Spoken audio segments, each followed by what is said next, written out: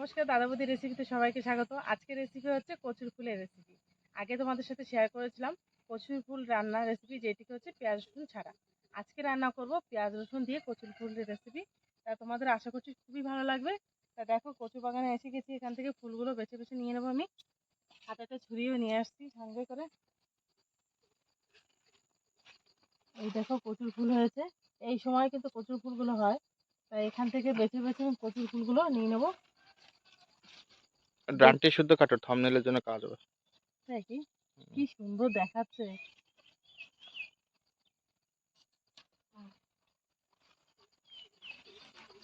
এই ফুলগুলো এই যে ফুটে গেছে, যে ফুলগুলো ফুটে গেছে তাও সেগুলো নেব। যেগুলো এই যে শক্ত শক্ত রয়েছে, হাত দিলে জানা যায় যে ফুলটা নরম আছে না শক্ত আছে। তাই বেশি নরম হয়ে গেলে সেগুলো নেব না, এগুলো শক্ত আছে তাই আমি এটাও নিয়ে নেব।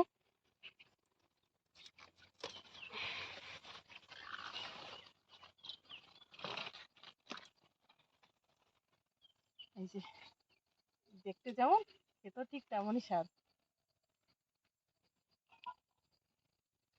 তুলে নাও সব। এগুলো এই যে কচি কচি, এগুলো নিয়ে নেব।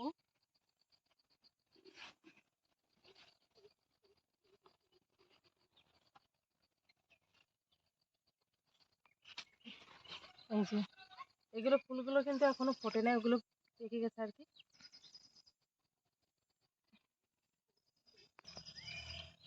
এই কচু গাছ কিন্তু আমাদের লাগানো না, এমনি আবজা হয়েছিল, তাই সেই জায়গার থেকে ওই চারিদিকে কিছু কিছু থোকে থোকে মতন আছে, তো সেখান থেকে বেছে বেছে ফুলগুলো নিয়ে নিচ্ছি।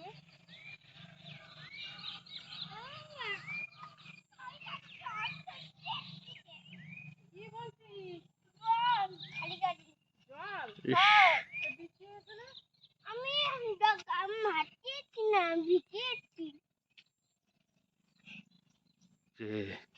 মাকড়সার জাল আমি ধরে রাখছি, দেখো কি মজবুত সুতো। আর এই যে দাদা দাদা দেখো কি বড় বড় জিনিসটা কিরকম কালার। বাবা, এ যদি কামড়ায় কাউকে, বাবা চুলকাচ্ছে গো আমার হাত পা।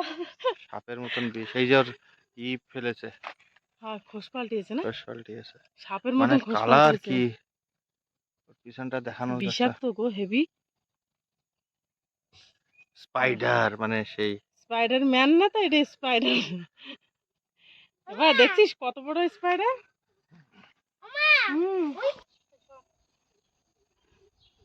এই যে একটা হয়েছে, সব অনেক হয়েছে না। এগুলো তোলা হয়ে গেছে, এখন নিয়ে এগুলো আগে ধুয়ে নেবো, তারপর এগুলো কাটবো।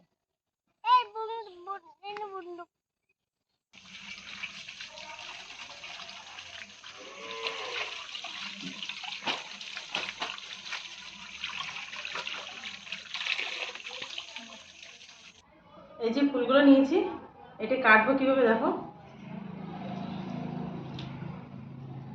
হালকা চারিপাশটা এরকম গোল করে কেটে এই যে টান দিচ্ছি, এই যে এটাই ফেলে দেবো। আর বাকিটু এইটা আমি কুচি কুচি করে নেবো। কুচি কুচি মানে কি, খালি গোল গোল করে এইভাবে কুচি করে নিচ্ছি। শব্দ হচ্ছে কিরকম, মানে টাটকা আছে ফুলটা। এই যে এরকম করে কুচি করে নিচ্ছি।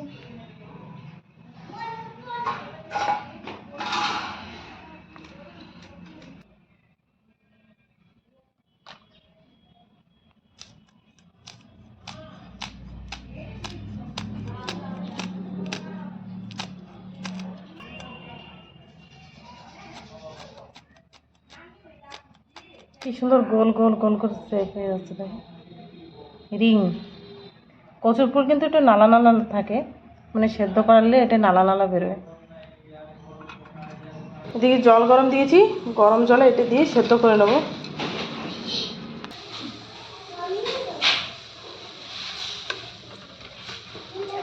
ভালোভাবে 5-7 মিনিট এটিকে ভালোভাবে সেদ্ধ করে নেব। একটু নাড়াচাড়া দিয়ে নিচ্ছি। কতটা নালা বেরিয়েছে, এই যে পুরো নালা নালা হয়ে গেছে। এখন এই পর্যায়ে দিয়ে দেবো এই যে লেবু নিয়েছি, লেবুর বিচিটা ফেলে অর্ধেক লেবুর রস দিয়ে দিচ্ছি। গ্যাসের আঁচটা কমিয়ে দিচ্ছি, দিয়ে এখন এটাকে ঝাঁঝরির সাহায্যে ছেঁকে নেব, যাতে জল না থাকে এর ভিতরে। কি সুন্দর কালার আসছে।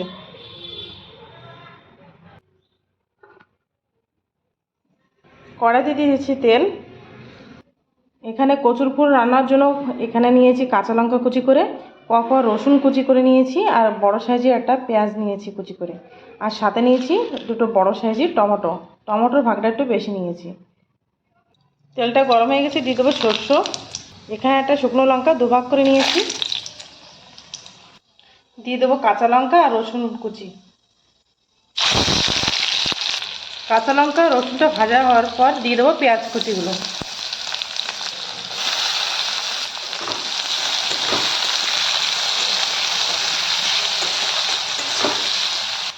পেঁয়াজটা ভাজা হওয়ার পর দিয়ে দেবো লবণ পরিমাণ মতন আর হলুদ গুঁড়ো।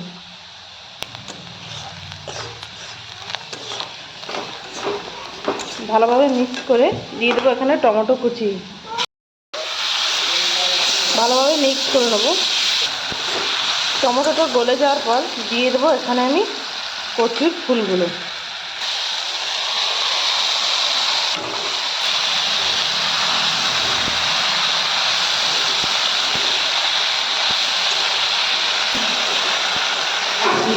মনে হচ্ছে পুরো পাস্তার মতন দেখতে, না?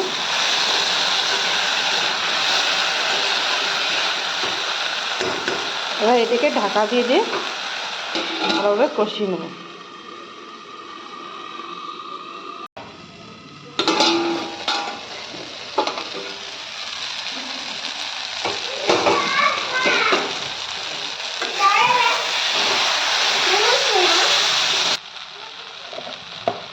যখন জলটা কমে আসবে তখন এই যে জিরে ধনে গুঁড়ো নিয়েছি, শেষে জিরে ধনে গুঁড়ো দিয়ে দিচ্ছি, ভাজা জিরে ধনে গুঁড়ো, যাতে কোনো জলীয় অংশ না থাকে বা জল না থাকে, পুরো শুকনো করে ভাজা করে নেব। শেষের দিকে দিয়ে দেবো একটু চিনি।